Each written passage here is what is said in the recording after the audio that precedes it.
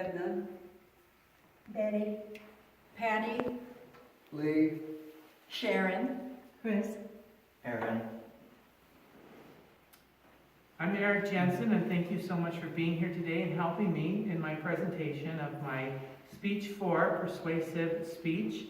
Today I'm going to speak to you about absolute truth versus relative truth.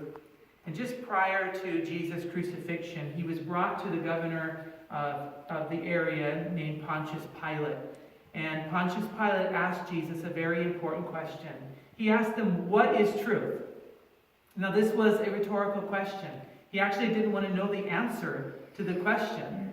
What Pilate is actually saying to Jesus is, don't tell me about truth. There's no such thing as truth. Pilate lived in an era where there was no absolutes, and there was no absolute truth. And he held the opinion of much of the elites of his day that truth was relative. Much as our society today also believes truth is very relative and truth is not absolute. You say tomato, I say tomato. What's true for you is true for you, but it's not necessarily true for me. So I want to look at Pilate's question. But instead of asking it cynically or rhetorically, I want to answer it honestly. What is truth? And the answer to this question of what is truth is very important for all of us to answer. It is going to make a difference in your life. It'll change your future. It'll change the decisions you're going to make later on in your life. It's probably the most important question that we need to ask as a society today. Because our culture desperately needs to answer the question of what is truth. Is truth absolute? Is truth relative? Can truth be known? And in considering the idea of absolute truth, we need to understand two things. One is that without absolute truth, there are no values and ethics, and society cannot operate without the principles of values and ethics. Therefore, number two, truth must be absolute. Without values and ethics, there cannot be truth cannot exist without values and ethics. Pilate's question leads me to believe that he did not know what truth even was. He is jaded by the empty philosophies of his day, living in a very polytheistic culture. Every different culture in the empire had different ideas of what truth was. Every culture in history has had a code of ethics, all the way from Hammurabi's code of ethics, the Persians, the Greeks, the Romans. A code of ethics is a code of right and wrong. It tells you this is right and this is wrong. But we're now living in a culture, in a society, for the first time ever in history, where there is no standard. There is no set code of ethics. There is no code of right and wrong, because there is no absolute truth. Now, the symptoms of this are the many moral issues that we have in our culture today. And it's rampant. Just consider this. Every 24 hours, according to parentingbabies.com, 1,700 teenage girls get pregnant. That is 70 girls every hour. Child Defense Fund estimates that 135,000 children will either kill someone or they will take a weapon to school with the intent of killing someone.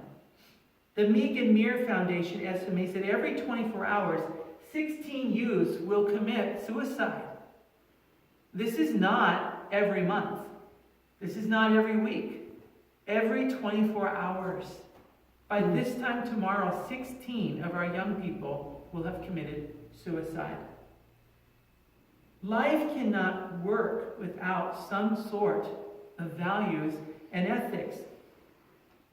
And when relative truth gets into the core of our society, and when we get to the place where everyone says, well, what's true for you is not necessarily true for me, and what's true for me is not true for you, to each his own, there's going to be a problem.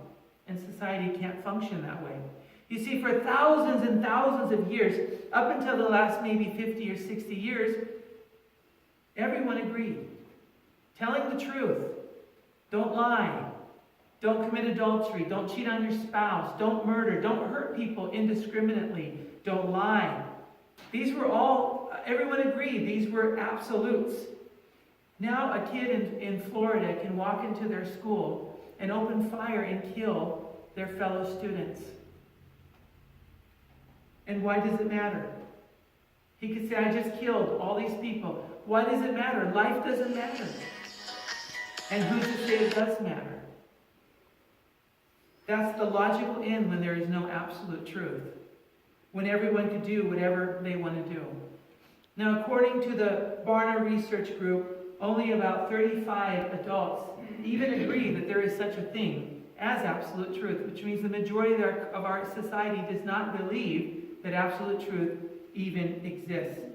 We're living in a time that's very similar to the fall of ancient Israel, when because of their relative truth and no absolutes, their society crumbled. And in the book of Judges, chapter 17 and verse 6, it says, in those days Israel had no king. Everyone did as he saw fit. Without absolute truth, you're led to everyone doing whatever they think they should be able to do. And you may or may not agree with it, because it's all relative. So, number one, without absolute truth, there can be no values and ethics, and society cannot function that way. Therefore, number two, truth must be absolute. Now, humanist John Dewey, co-author and the signer of the Humanist Manifesto of 1933, he declared, there is no God, there is no soul. Hence, there are no need for props of traditional religion. With dogma and creed excluded, then immutable truth is also dead and buried. There is no room for fixed natural law or moral absolutes. Now, believing that there is no absolute truth does not make it so. What is truth? Well, we've always believed 2 + 2 equals what? 4. 4. That's an absolute. It's not 5, it's not 6, it's not 7. It is 4. Eaton's Bible Dictionary defines truth from the Greek word, that which is accurate or true in any matter under consideration. It is the opposite of that which is feigned, fictitious, or false. Suppose I say to you, there is a law of gravity. What goes up must come down. But you say to me, well, I don't believe in the law of gravity. That's your truth. Let me ask you what will happen when you go up to a 5-story building and jump off. You come down. And you will understand and discover there is an absolute truth. Gravity is absolute. It will not take you long to learn that there's such a thing as absolute truth and that it can be known. If I say rocks are hard, water's wet, the sky is blue, but you say, oh, no, that's your truth. I believe that rocks are soft, water's dry, the sky is orange, the grass is orange. But just because you believe it with all of your heart, it does not make it so. Because truth is something that is always, always true. Now, Roy B. Zook, in his book, The Speaker's Quote, he tells about a time when Abraham Lincoln went to his advisors, and his advisor had come to him with some information that were based on suppositions and not on facts and not on truth. And after Lincoln had listened to their logic for some time, Lincoln asked, how many legs would a dog have if you called its tail a leg? So I'm going to ask you that. How many legs would a dog have if you called its tail a leg? Still have 4. That's right. Abraham Lincoln said, his advisor said 5, but Abraham Lincoln said, no, it would still have 4. It would only have 4 legs. Calling a tail a leg does not make it so. See, I believe that black is black, and white is white, up is up, down is down, left is left, right is right. 2 + 2 always equals 4. Not 5, not 6. So why is this important? Why does this matter that we believe in absolute truth? Because without absolute truth, life and existence is completely meaningless. If I can make 2 + 2 equal whatever I want it to make, then the principles of mathematics are meaningless and they're useless. If truth is relative, and then I want to kill, guess what? I can kill. Who's to say it's wrong? If I want to rape someone, who's to say it's wrong? Maybe wrong for you, but why is it wrong for me? Who's to say? And why are you so narrow-minded as to tell me that your truth should be my truth? If there are no absolutes, then how can you get upset when I cut you off on the freeway or I step in front of you in the line? How could you be upset when I rob your house? And how can you expect anyone to protect your inalienable rights? How do you have inalienable rights if there is no absolute truth? Logic tells us that truth must be absolute. Society cannot function without it. Jesus believed in absolute truth, and he believed in it so much that he came to earth, he lived, and he died to bear witness to that truth. There is such a thing as absolute truth, whether or not, and regardless of the fact of what you say about it. And this truth can be perceived and it can be known. Without absolute truth, there are no values and ethics, and society cannot function. Therefore, truth must be absolute. Now, in the 1940s, Adolf Hitler and the Nazis exterminated 6 million Jews, along with thousands of others, homosexuals, physically handicapped people, gypsies. And if moral relativism is true, then Nazis were being genuinely moral.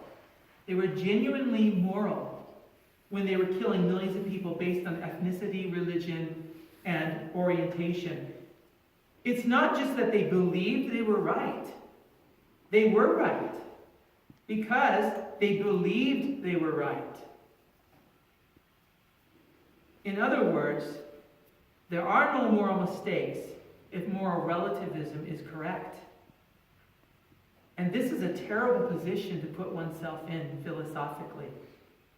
It means there is no ethical progress possible. It's worth thinking about. Thank you very much for listening today.